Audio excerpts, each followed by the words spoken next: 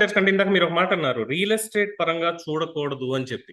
Correct. So ఏదైనా company పెడుతున్నప్పుడు ఇప్పుడు ప్రభుత్వం అది ఇచ్చింది, లేదంటే అంటే ఇటీవల మనం చూస్తున్నాం క్యాపిటల్ కోసం అని చెప్పి ఒక 33,000 ఎకర్స్ అప్పుడు పూల్ చేయడం, తర్వాత ఇప్పుడు మళ్ళీ ఇంకొక 50,000 అంటూ పూల్ చేస్తూ ఉండడం. అలాగే కొన్ని చోట్ల వివాదం ఉన్నప్పటికీ కూడా ఇలాంటి కంపెనీస్ ని తీసుకురావడానికి, ఎస్టాబ్లిష్మెంట్ చేయడానికి చేస్తున్నటువంటి ప్రయత్నం కింద ప్రభుత్వాన్ని ఒకవైపు సమర్థించినప్పటికీ ఇందులో ఎంప్లాయ్మెంట్ అనేది ఎంత క్రియేట్ అవుతుంది అంటే, ఒక డేటా సెంటర్ ఎగ్జాంపుల్ ఇప్పుడు lost if you heard that 2019 ఆ మూమెంట్ లో అదాని డేటా సెంటర్ వైజాగ్ లో పెడతా ఉన్నారు, ఆల్మోస్ట్ 70,000 క్రోర్స్ వర్త్.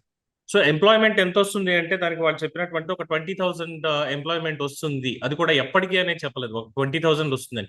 అలాగే ఇప్పుడు టీసీఎస్ వాళ్ళు వాళ్ళ సెటప్ ఒక 10,000 ఎంప్లాయీస్ తోటి క్యాంపస్ సెటప్ చేస్తున్నారని స్ట్రైట్ గా వాళ్ళే చెప్తారు.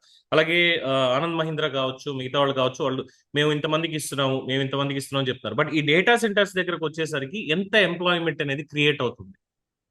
అంటే we cannot say that figure చెప్పలేము, ఎందుకంటే data centre is always driven by the business opportunities.